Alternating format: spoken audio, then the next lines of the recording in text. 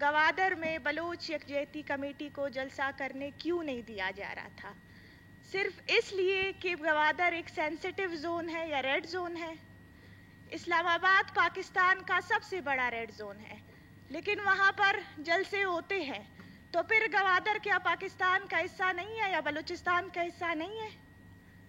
جناب اسپیکر، جب ملک ایک ہے تو دستور بھی ایک ہی ہونا چاہیے۔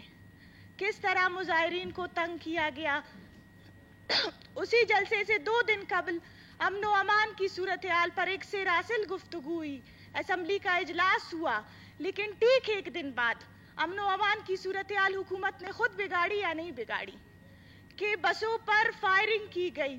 وہ مظاہرین شرکت کے لیے پرامن طور پر جا رہے تھے، ان کے ساتھ خواتین تھی، ان کے ساتھ بچے تھے، لیکن گاڑیوں پر اسٹریٹ فائر کر کے ایک خوف و ہراس کا ماحول پھیلایا گیا۔ یہ کہاں کا انصاف ہے اور یہ کس آئین میں لکھا ہے جناب اسپیکر؟ اسی طرح جناب اسپیکر، خواتین نے روڈوں اور سڑکوں پر جو ہے وہ راتیں گزاری، نہ ان کے ساتھ پانی تھا، نہ ان کے ساتھ کھانے کو کچھ تھا۔ تو ایک ریاست کی ذمہ داری بنتی ہے کہ وہ اپنے شہری کو جو ہے وہ حقوق دے، وہ حق دے جس کا وہ حقدار ہے۔ آپ دیکھیں تلار چیک پوسٹ پر، اسی طرح مستنگ میں، کیچ میں، کن کن ایریے میں جو ہے وہ شیلنگ نہیں کی گئی، کتنے لوگ زخمی ہوئے، کتنے لوگ شہید ہوئے۔ آپ جائے سول ٹراما سینٹر میں دیکھیں کہ آج بھی ایک مریض جو ہے اس کو سر پہ گولی لگی ہے، وہ آج زندگی اور موت کی کشمکش میں ہے۔ کیا ریاستیں ایسی ہوتی ہے؟ ریاست تو ماں کا کردار ادا کرتی ہے۔ کیا حکومتیں ایسی ہوتی ہے؟ مہذب معاشرے میں تو میں نے ایسی حکومتیں نہیں دیکھی ہے جناب اسپیکر۔ اور جناب اسپیکر، بی وائی سی کے جلسے سے 1 دن قبل پورے بلوچستان میں، بلوچستان کے ہر علاقے میں، بلوچستان کے ہر شہر میں ایک زبردست قسم کا کریک ڈاؤن کیا گیا۔ 500 سے زیادہ افراد جو ہے وہ گرفتار بھی کیے گئے، جبری طور پر لاپتہ بھی کیے گئے۔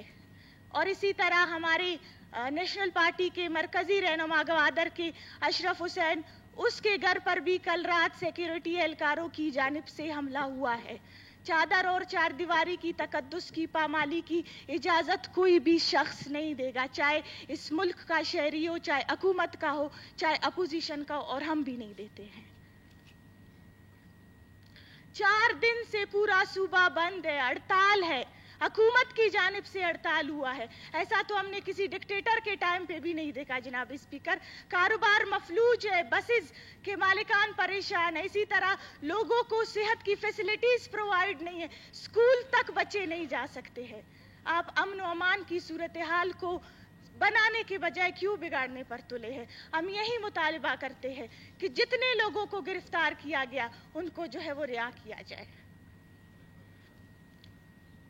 اور جناب اسپیکر، ہم نے پہلے دن یہ واضح کیا تھا، اس اسمبلی فلور پر ہم نے واضح کیا تھا کہ ہم بالکل حکومت کے ہر اس پازیٹیو فیصلے کو، ہر اس پازیٹیو اقدام کو تہہ دل سے ویلکم کریں گے۔ نہ صرف ویلکم بلکہ ہر اس اقدام کو جو ہے نا ہم اس کے ساتھ کھڑے ہوں گے جو بلوچستان کے عوام کے حقوق کے لیے ایک مثبت فیصلہ ہوگا۔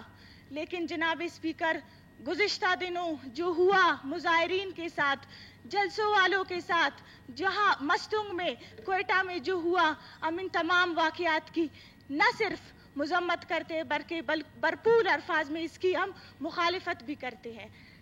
جناب اسپیکر، ہم پرامن سیاست کرتے ہیں، ہم عدم تشدد کے پیروکار ہیں، ہم میر غوث بخش بزنجو کے پیروکار ہیں، جو مذاکرات پر یقین رکھتے تھے، جو یہی کہتے تھے کہ ہر مسئلہ مذاکرات کے ذریعے حل ہو سکتا ہے۔ تو ہم آج پھر سے یہی کہتے ہیں، اس حکومت کو کہتے ہیں، وزیر اعلیٰ صاحب کو کہتے ہیں کہ خدا را بلوچستان کے مسئلے کو مذاکرات کے ذریعے، ٹیبل ٹاک کے ذریعے حل کیا جائے، تاکہ یہ جو تشدد اور نفرتوں کا ایک ماحول ہے یہ کم ہو۔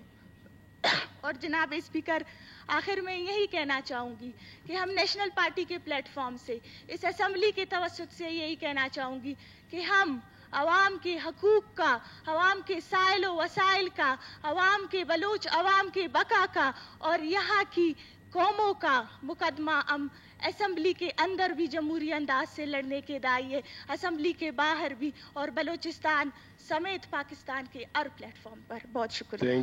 Thank you madam.